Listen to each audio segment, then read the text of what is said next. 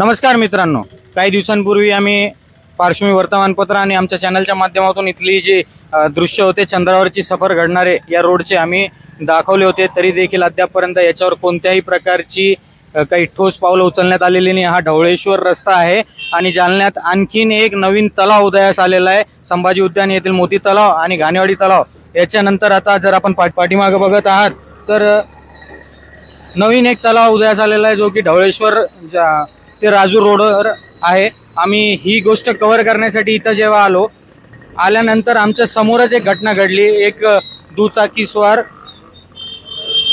त्या पाण्यातून मार्गक्रमण करताना खाली कोसळला।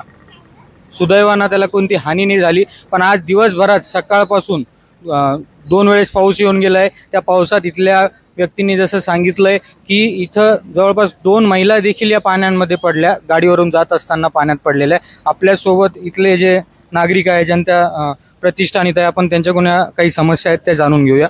ही जी अडचण आहे ही बऱ्याच वर्षांपासून आता बघितलेली आहे। 3 वर्षापासून आहे। 3 वर्षापासून मी कलेक्टर साहेबांना निवेदन दिलं, आयुक्त साहेबांना दिलं, तरी पण कोणी करार नाही। खासदार साहेब नाही, आमदार साहेब नाही, नगरसेवक नाही, कोणीच लक्ष द्यायला नाही। इकडे रोज 2-3 जण पडतेतच, हातापाय मोडतेतच, बाजूला दवाखाना आहे, दवाखान्यात आम्हाला न्यावं लागते उचलून।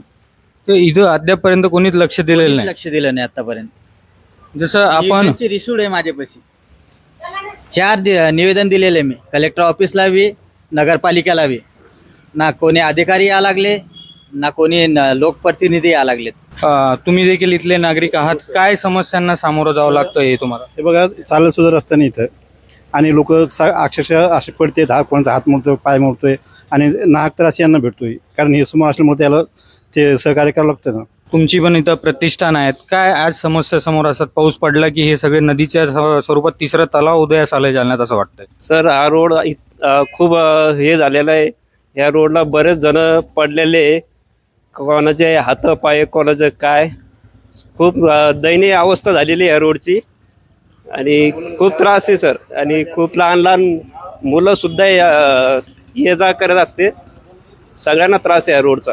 ग्राहकचं असं चालू राहतं, पण लोडिंग गाड्याचं एवढं हे नाही। लोडिंग गाड्याला काही तकलीफ नाही, पण जे आपल्या 4 व्हीलर गाड्या, 2 व्हीलर गाड्या आहे, जे लेडीज लोक असतात मागं बसेला असं, आणि ते इथं खाली एखादं खड्डं दिसत नाही, ते पुरं पाणी लेवल राहतं, असं हीच समस्या आहे, दुसरं काही नाही। एकूणच जर आपण बघितलं, जसं या रोडवर ढवळेश्वर ते राजूर रोड जो आहे तिथं चंद्रावरची सफर आपण घडते असं म्हणायचो, पण आता खरीच एक नवीन तलाव जालन्यात उदयास आलेला आहे। मोती तलाव आणि घाणेवाडी तलावाच्या नंतर आता इथं नवीन तलाव आलेला आहे। जर आपण प्रेक्षक म्हणून इथं आले तर आपल्याला खूप सुंदर नजारा इथं बघायला भेटेल। आणि इथल्या नागरिकांनी समस्या व्यक्त केल्या की 4 वेळेस निवेदन दिले, कलेक्टरांना निवेदन दिले, आयुक्त साहेबांना निवेदन दिले। आपलं प्रशासन काय झोपलेलं आहे का?